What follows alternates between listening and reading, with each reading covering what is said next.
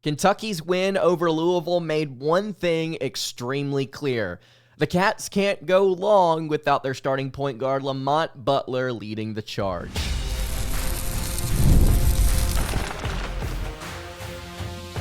You are Locked On Kentucky, your daily podcast on the Kentucky Wildcats, part of the Locked On Podcast Network, your team every day. All right, what's going on, Big Blue Nation? Welcome on into Locked On Kentucky, your daily Kentucky Wildcats podcast. I'm your host, Lance Dawe, and on today's episode of Locked On Kentucky, we are going to be breaking down why Lamont Butler is crucial for Kentucky basketball success. Also going to be taking a look at a couple of other major contributors who has stepped up amidst Kentucky basketball's 10-1 start. Going to discuss the latest on Caleb Wilson, the five-star recruit that Kentucky is in hot pursuit of. Acaden Lewis already committed to the Kentucky Wildcats. He spoke about him recently with On 3. And then to wrap up the show, we've got Mark It Down as always. Thank you guys so much for making Locked On Kentucky your first listen every single day. Want to remind everybody out there that we are free and available on all platforms. And if you are watching on YouTube, I would greatly appreciate it if you subscribe to the show.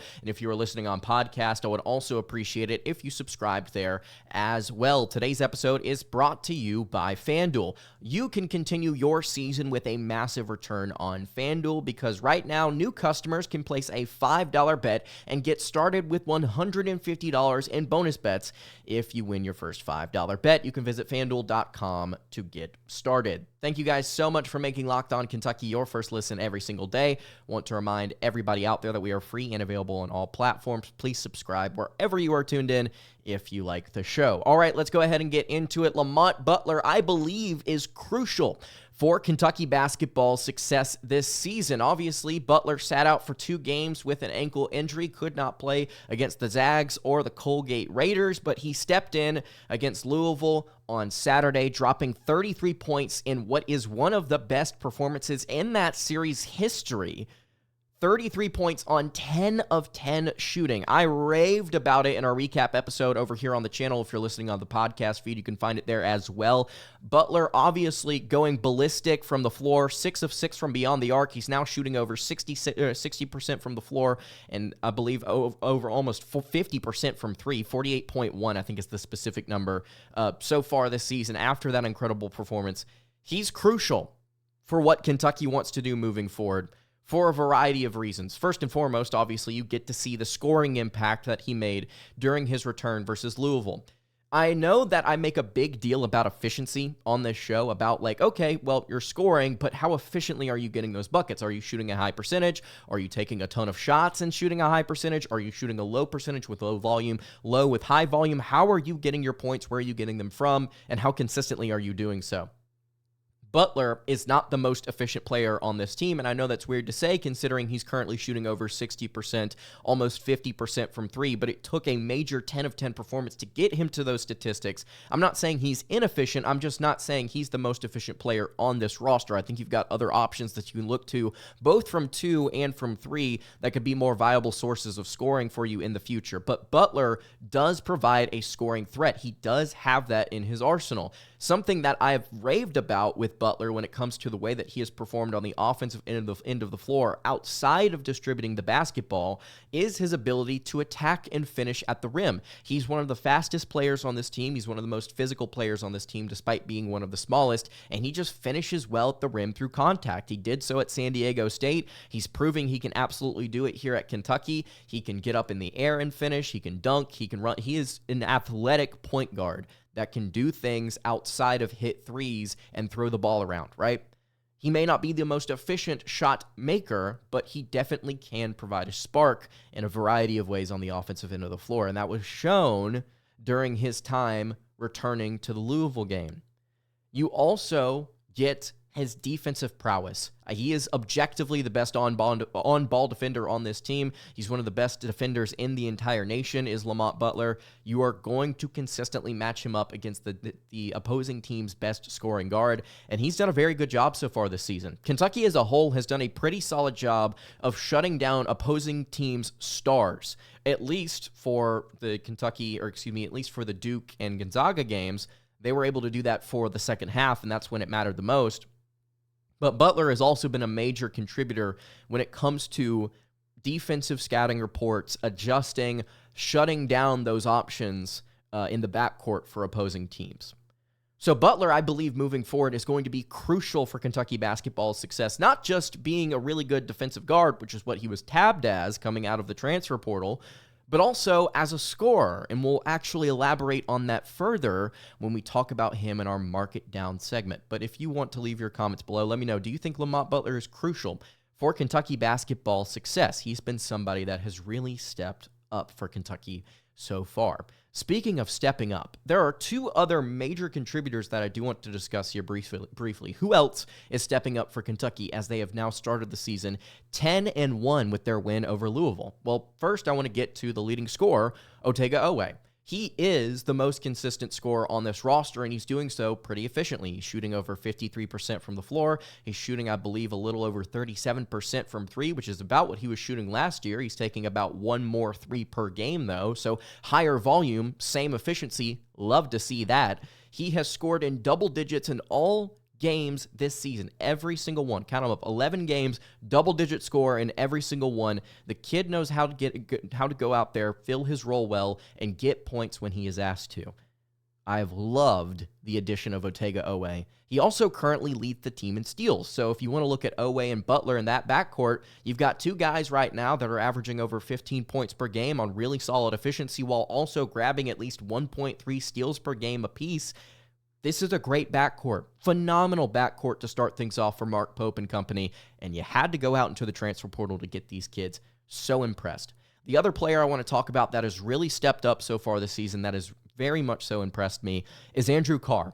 Andrew Carr has had massive performances against Gonzaga and Duke, where he scored a lot of points, especially in the second halves, just going to work down low, drawing fouls, getting to the free throw line. He has been so effective for Kentucky. Jackson Robinson and him hit a couple of different really important step-back kind of midi shots in that second half against the Zags, and Carr's was one of the ones that I looked at that was just, first of all, pure. Second of all, you saw the momentum building. It was one of those shots that just made you realize, okay, you're going to get back into this thing. You're back into this thing now.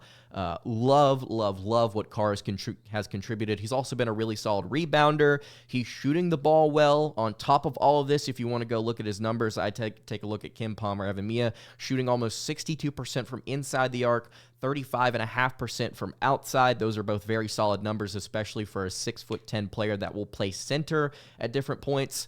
Kentucky's got three guys right now that I believe have really stepped up. Butler, Carr, and Oweh. Obviously, the roster as a whole is really good. You're 10-1 right now. A lot of these guys will be leaving this season, however, so you want to make the most of it now.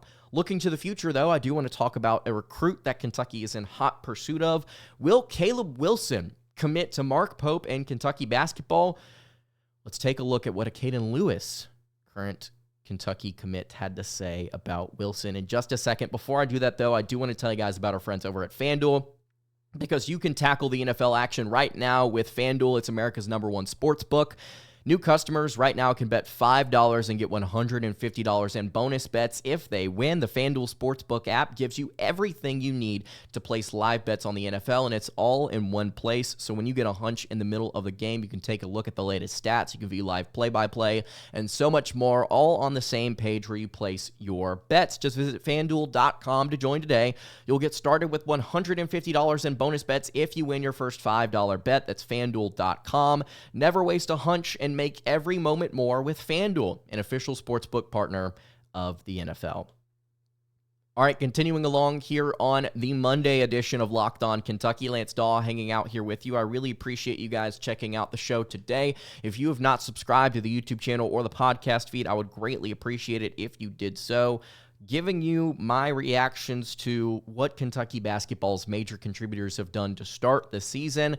Now let's look ahead to the future. This is a player that we've not talked about in a hot minute simply because there just hasn't been a lot of news to discuss here, and that is five-star prospect Caleb Wilson. He is currently projected to commit to Kentucky basketball. I'm on record saying I would be surprised if he went elsewhere, especially at this point in the cycle. You go and look at On3, he is the #5 overall player, #2 power forward and the best player coming out of the state of Georgia. 6'9", near 200-pound power forward who can handle the basketball. He can shoot a little bit. He is known as a more efficient offensive contributor whenever you have a star to place him beside, which I think Kentucky's got a couple in their backcourt coming in next season, and Jasper Johnson and Acaden Lewis. And he plays that combo forward type role. He's a really good passer. He can play inside-outside defense, and that's really what his calling card has been. He averages 3.8 stocks per game, at least he did during the EYBL circuit that he most recently participated in. Stocks is blocks and steals per game.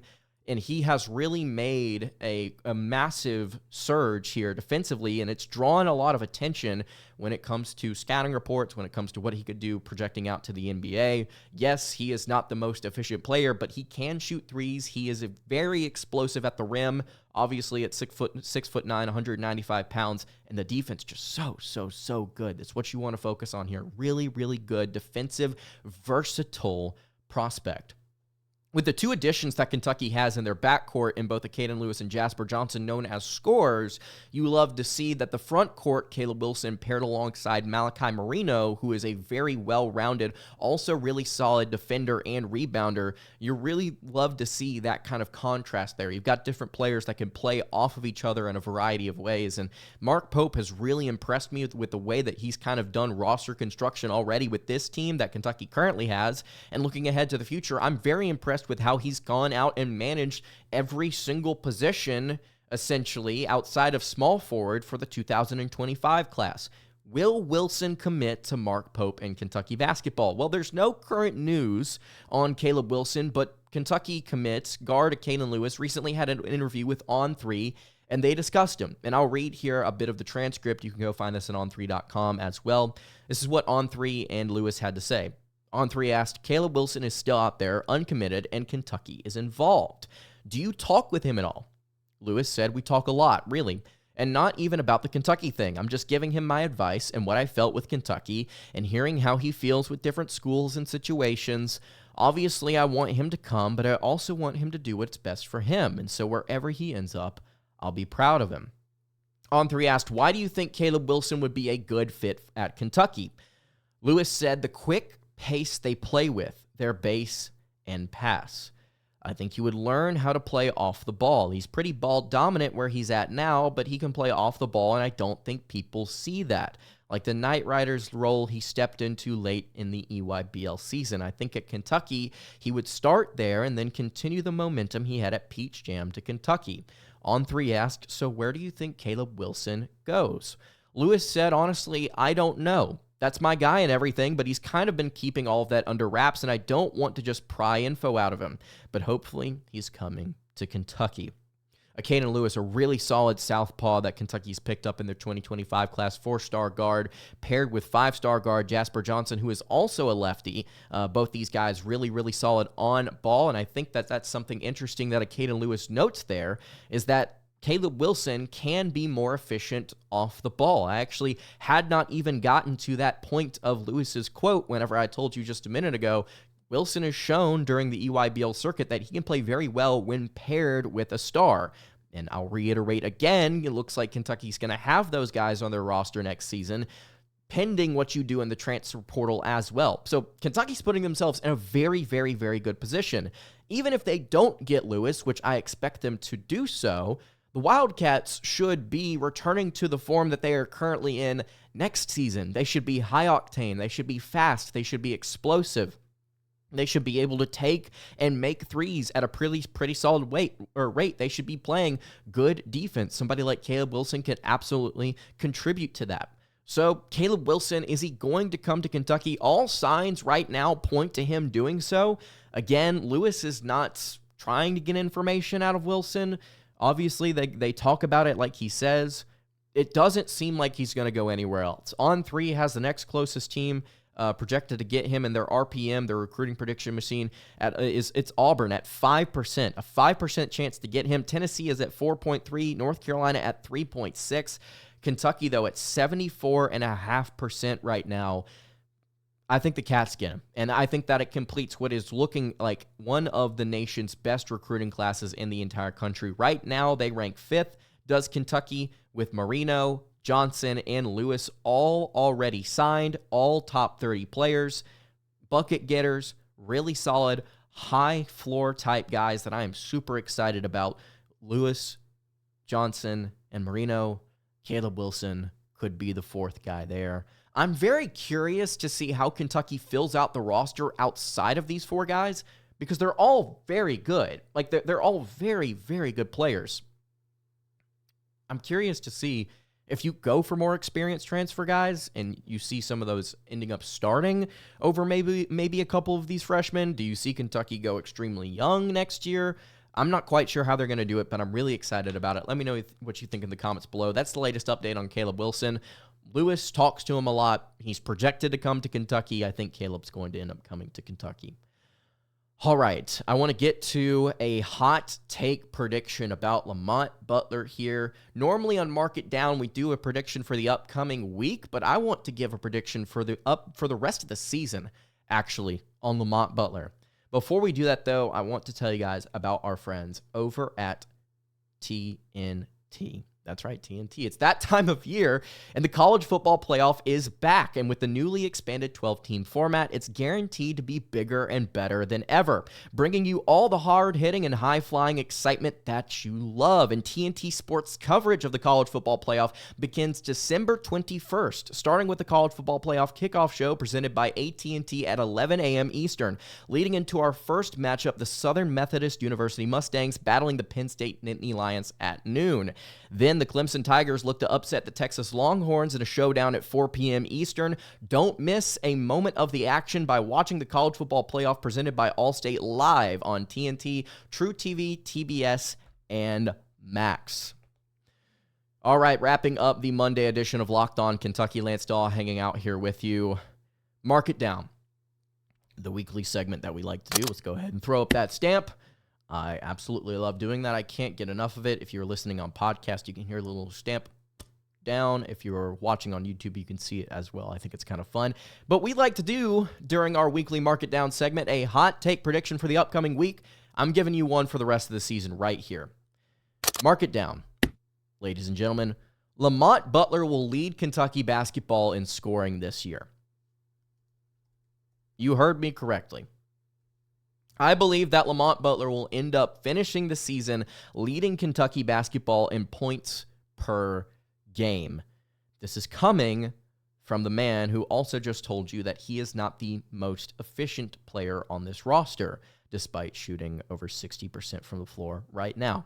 As of this moment, Lamont is averaging 15 points per game alongside 4 assists, 3 rebounds, and 1.3 steals, while only averaging 1.4 turnovers per game. Again, I keep reiterating myself in this episode, he's had some poor shooting performances this year, but he's also had some really good ones, and it was highlighted by the most recent game where he went 10 of freaking 10. Do I think 10 of 10 is happening again? No. Do I think he's going to have some poor performances from here on out that kind of lower his statistics here? Possibly. But I'm also going to bank on him having some really good scoring performances in the future. There are going to be teams like Louisville that Kentucky faces in their SEC slate that are really, really hard to get by, that are physical, that can take threes, that can make them, but they also have some mismatch issues against Butler and Kentucky's guards, and I think that Butler's going to be able to execute. You also have to factor in here the fact that Kerr Kriisa is out for possibly another 5.5 to 6+ weeks. Going to give Butler more playing time at guard. You're going to see him stand out. I really do believe so. While Kriisa's out, I think Butler's really going to step into a scoring role, a more aggressive role, and you're going to see that points per game not necessarily continue to go up, but it's going to hold at about 15 to 15.5 points.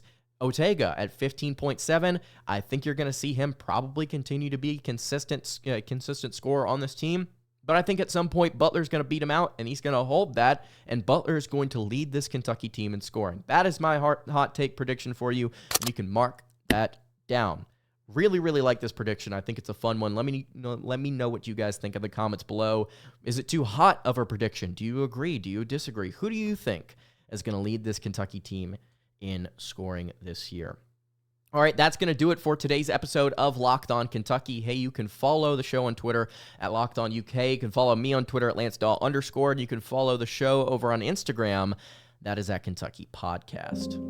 Any questions, comments, concerns, leave those in the YouTube comments below. Hit me on the socials. I will see you all tomorrow for another episode of Locked On Kentucky. Hope you guys have a great rest of your day, and God bless.